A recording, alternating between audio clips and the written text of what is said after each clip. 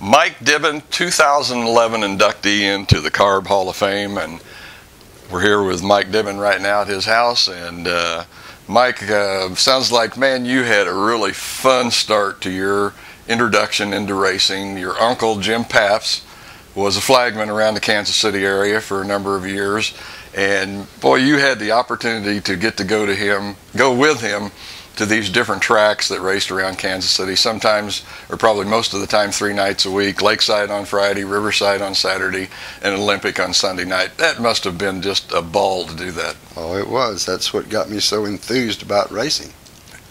And back when I turned 16, I bought a 1966 Chevelle 396 4-speed. Yeah. And I think that's what made me a driver. That's what did it. Because that car had more power than I had sense. Now, this was what you're talking about, driving on the street, though, not on the track. Gravel roads and the street. You couldn't beat me on a gravel road.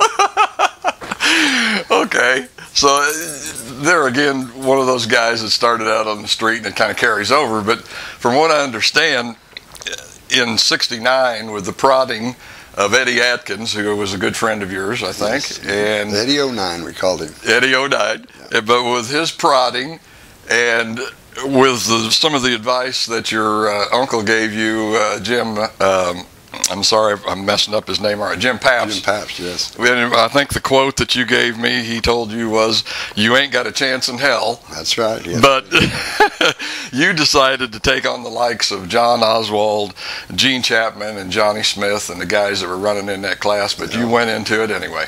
Galen Sherver, Terry Bivens. Mm-hmm. The big boys. They went by me so fast when I first started running Lakeside that it scared me. I said, there's no way in hell that I'll ever be able to run this fast. Uh-huh.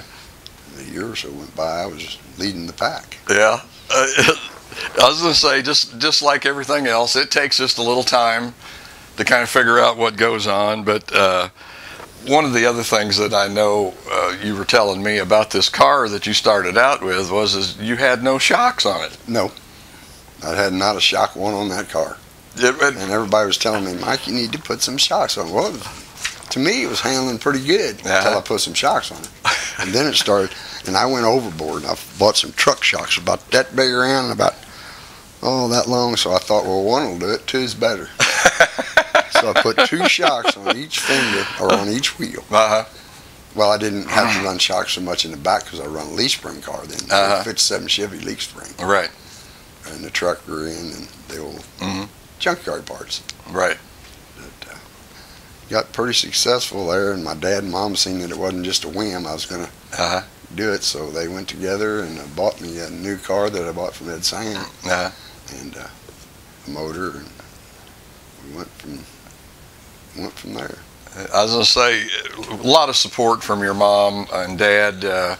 I think his name was Voris, and her nickname was Chuck. That's right. And like you say, they kind of found out that, hey, maybe this guy's got it in him to do it. That's what they thought. And so they threw in with you. And thanks to them, I got to the point where I was because of the fact that, well, Mom and Dad believed in me when I played hardball, ice skate, anything that I wanted if I was good at it. Yeah. Well, they was always, Mom and Dad was always very supportive of me, whatever they knew what my career, not to get off of the subject here, but do you know that I had a multi-millionaire in Topeka that wanted to take me to NASCAR? Oh, really? Yes, sir. Oh, wow. And that deal didn't work out because he wanted me to immediately start driving his car in Topeka because I was winning the championship. But I was driving for Mom and Dad's car. Well, it was our car, but I couldn't just quit them. And I even talked to my mother and father about it. I said, Mom, I've got a chance to go NASCAR. And they said, I think you do good at it, Mike. Even though you haven't run much asphalt, you've run a lot of dirt. But you know, all 90% of the good NASCAR drivers today started on the dirt. Started on the dirt. In fact, I've raced on the dirt with Mark Martin, Rusty Wallace, Kenny Schrader, some of the big boys. Never got a chance to run with Jeff Gordon, which I'd love to because he's my hero. After Earnhardt Sr. passed away. Jeff Gordon is my hero, and just for the record, he won last weekend. He won last weekend out of Phoenix, Arizona. In '72, now things kind of start coming together. Like you say, you got some shocks on the car. I think probably you agree. Started figuring out the suspension a little bit.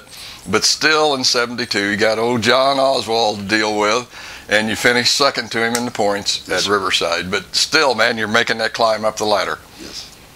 And I was winning my share of heats and trophy dashes and stuff like that. In fact, I raced one night at Riverside Speedway with a broken leg, Riverside with a broken leg in a cast.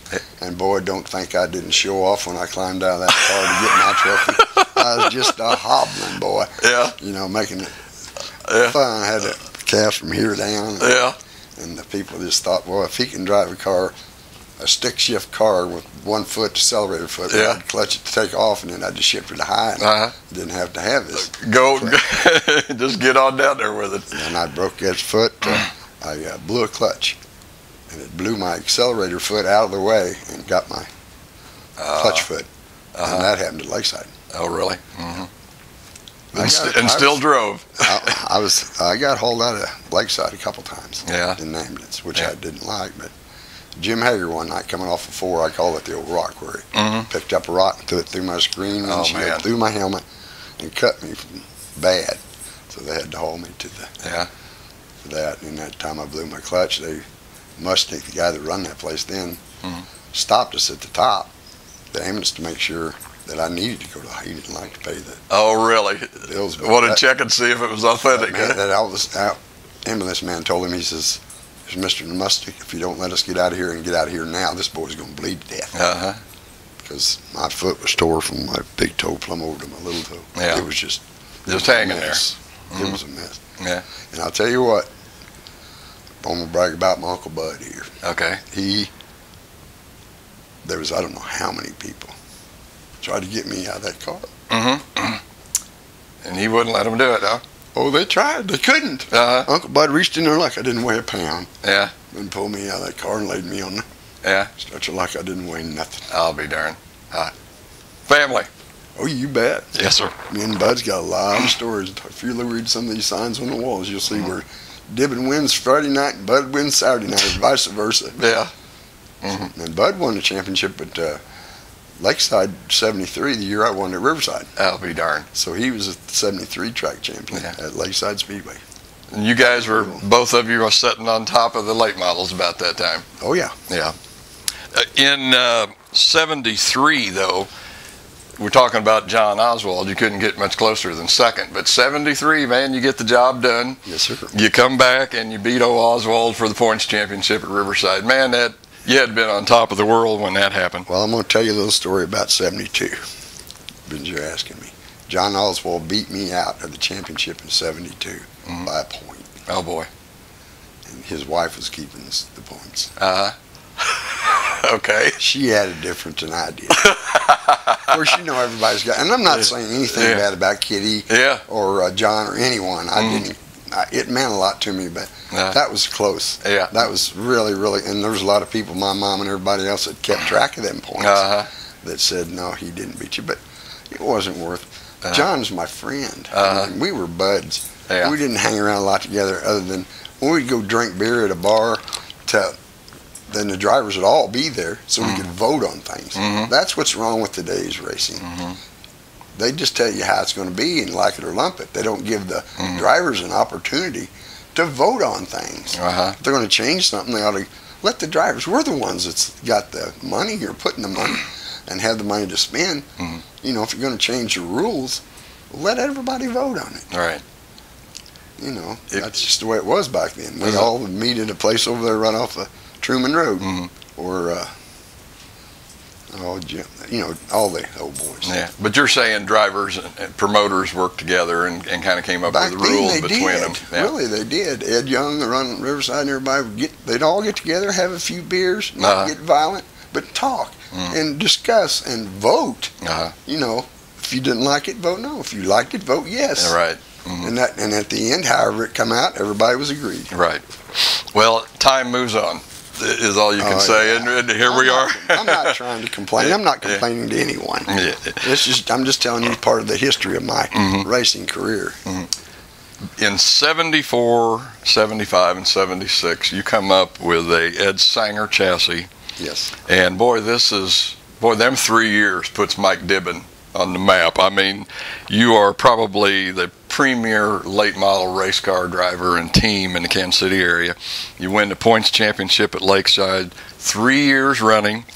Then you're also the track championship at Topeka Raceway for 74 and 75, That's right. which you said was not a popular thing up there. No. But anyway, you did that. They had their, there was racetracks that I used to, and I was a favorite, and people would argue with everybody that didn't like me.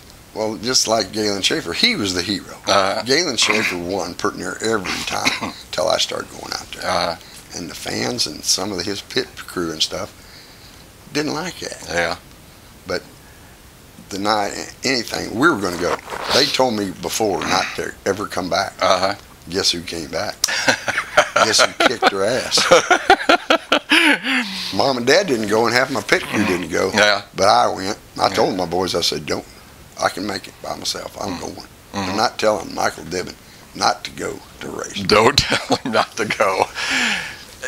It had to have been a really fun time, though, because I mean, everybody loves winning. I mean, let's face it, racing is so much more fun when you're winning. But boy, those years had to be really great, Mike. And let me ask you this: do you think that this car that you got from Sager, because I think you told me in Iowa they were a year or two ahead of what was going on down here? Oh yes. Was that car really a big part of the success you had those 3 years? Oh yes, definitely. And I'll tell you what, right now, if I had that car, I could outrun anybody at Lakeside. Right now. Right now.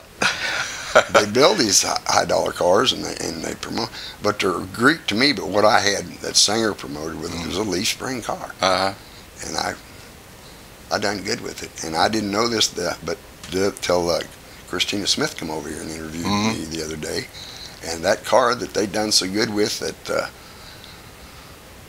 Bobby Lane, not Bobby Lane, but Kerry Davis. No, between them.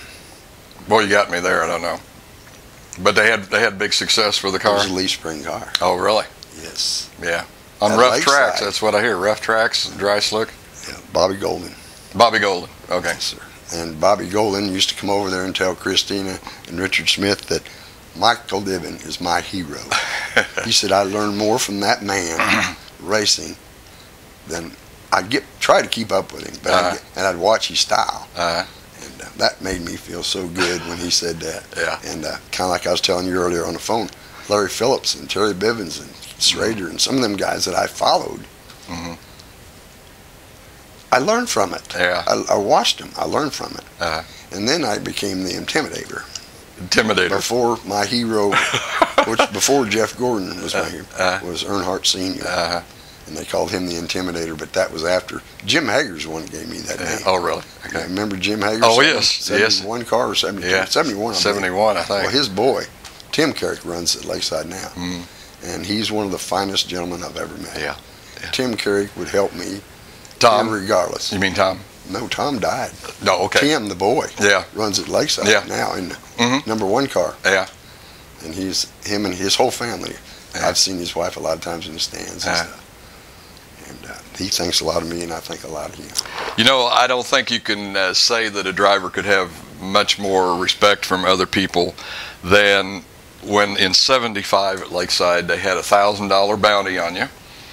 And the likes of Larry Phillips, Bob Kosiski, they tried to come up and collect on that, but they couldn't do it. Yeah, they tried. Of course, $1,000 was a lot of money. That was a bunch of money then as well as it is now. Yeah, but did I ever tell you that I was invited to the Race of Champions in Granite City, Illinois? The only one that could race in that track had to be invited and had to be a track champion somewhere in the United States. Okay. And you talk about, that's when I run with Rusty Wallace and Kenny Schrader and Mark Martin and them. They had to be a champion. Before a lot of them guys were getting bigger, but they were still running dirt. And I think that was one of the, to be invited, they even gave me show-up money. Yeah. And I had to run the B feature. And I had to run the A. I didn't qualify through my heat for the A, so I run the B. And I made more money running the B and the A than the guy that won the A. Oh, really? Yes. And he like to die. When he asked me, he said, how much money did you make? And I told him, he said, well, that can't be. I won the A and I didn't make that much. Okay, 77, 78, and 79. things kind of are starting to go downhill a little bit for you. Yeah. It's probably a lot of it's health issues because you found out you were diabetic and just couldn't really get into it the way that you had before. Well, I'm not going to cry on nobody's shoulders, but a lot of it was I put the best car I ever owned to the side and bought a brand new one from Ed Singer. But it was I should have waited a year because it took him a year after that to get it perfected to where it would handle like the car that I was used to driving. Right. And it was a 2,800-pound car with an 850 horsepower motor. Yeah. Oh wow. And I'm telling you what, I could drive that car off the corner, floorboard it, and turn the wheel from lock to lock and never move the car. Really? That's how I had the front wheels, both of them off the ground. You see them today, the modifieds especially, come off the corner with the tire off the ground. I come off the corner with the whole frame. And I tell you what, that car scared my mom and dad so bad they quit. Yeah. They said, you're going to get killed in that car. Because I wrecked it bad. At Topeka, Kansas one night, I got up on the guardrail, and I got up so high, Uncle Bud drove under me while I was in the air. Oh, really? And when I come down, I come out nose first and about destroyed it. So I thought, well, I've had some good times. Yeah. Let's leave it to the that away to the good, healthy young boys. I tell you what, I have helped a whole bunch of people in my career as far as sponsorship, and some good ones. And I've had some boys call me that was running street stocks at Savannah and say, "Hi, would you give me your front end specs?" I said, "Yeah, I'll give them to you," and I did. I forget this guy's name, but he run fair. And he called me back and he said, well, my front end man says that won't work at all. There's no way in hell. But I said, I give you what cost me $3,000 to learn. If you want it, fine. If you don't use it. Don't use it. He called me back in 2 weeks and says, I'm winning. I'm winning every week with them specs that you told me that I told you wouldn't work. So thank you, Mike. Thank you very much. Yeah, okay. So a lot of things, even in today's racing, don't make a lot of sense, but they work. Yeah. I mean, sitting here flat on the ground, it don't feel like it'd be right, but just like leaning your tire. When you think about it, when you lean that tire and you go into the corner, it's flat. That's what you want. Right. I want all that rubber on the ground. So, and air pressure and different things. It was kind of a trick. And a lot of guys would tell you something, and a lot of guys would think that won't work and blow it off. I'd try it. If it worked, fine. If it didn't work, then I wouldn't do it again. Yeah, and let's not try it again. But like you say, that experience of knowing and trying those things really pays off in the end. It's even worse today, Mike. It's even worse today because the guys, I'm bragging on the Grand Nationals at Lakeside Speedway, there ain't a slow car there. Hardly ever. Once in a while, there's guys that love the sport and would race if they run last every week. And I really like to watch those guys. But you got to try stuff. Yeah. You can't stand still. Because first thing you know, you're going to be running back to back. If you don't keep trying to improve. I was going to say, it's a constant change of technology and stuff, and you got to keep up with it, or like you say, you're going back. And I'll tell you another thing about me when I raced, and my son's the same way. When we get to the racetrack, all we got to do is unload the car. You see these guys jack them all up and get under there and work their ass off to make the heat race. When we get there, I guarantee you, we're ready to race. Right. I mean, we kind of relax and drink a pop or eat some chips or something like that before the heat race comes out. And at Lakeside Speedway, back when I raced, you got to run more laps to qualify. Lakeside, you got 6 laps. Right, yeah. And that's not no time to get. My son is an excellent race car driver, but he's better the longer the race. I'd love to see him in a 50 or 100 lapper. He'd probably win it. Yeah.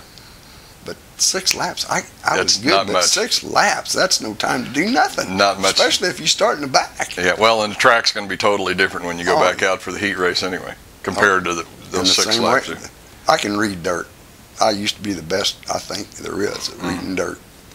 But Lakeside Speedway today is the hardest racetrack I've ever been on underneath the dirt. It is. Because it's got asphalt underneath it. And it's just, moisture will either come up or it'll go down and you're dry slick. Right. So it's real hard for me between the heat and the feature, because we got so many classes out there that run in between us, between our heat and our feature. There's so many guys that run on it. That it's just, changes a lot. Well, you can see it if you're a good watcher like I am. I'm a watcher now, but the guys that have got it together set their car to start racing about 11, 12, 13 laps.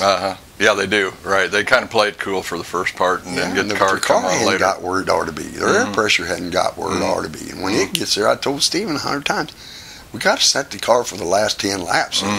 If it runs great the first 15, and they start, what good does it do? It doesn't do any good then, does it? You've lost. Yeah. And I'm a real big fanatic on air pressure because that's the reason why. Yeah. You get a tire that's got your air pressure perfect. When you get out there, you'll run like hell for a while. But when that air pressure starts growing and bigger and them tires change, and you can change the air pressure in 2 pounds in one tire, and it'll change your whole chassis. Yeah. Now, I got a set of scales up there that'll tell you that. You can put it on the scales and let 2 pounds out of the right rear, and it's going to change that car. Changes the setup. I'm not going to tell you how, but it will. Yeah. Well, I think we're going to have to wrap it up, Mike. I know you've probably got 1,000 stories that you've got inside of your head about racing and what you've done. But I've had some very good times, and it was very, very pleasurable to be nominated to the Hall of Fame. Yeah, and I want to say congratulations on that because it is a prestigious thing to be into the CARB Hall of Fame, and I congratulate you on that. And folks, we're going to wrap it up here with Mike Dibben. Mike, thanks for your time. Well, thank you. Really do appreciate you sitting down and talking with us. And I really like your first name. Okay, thank you a lot. Okay.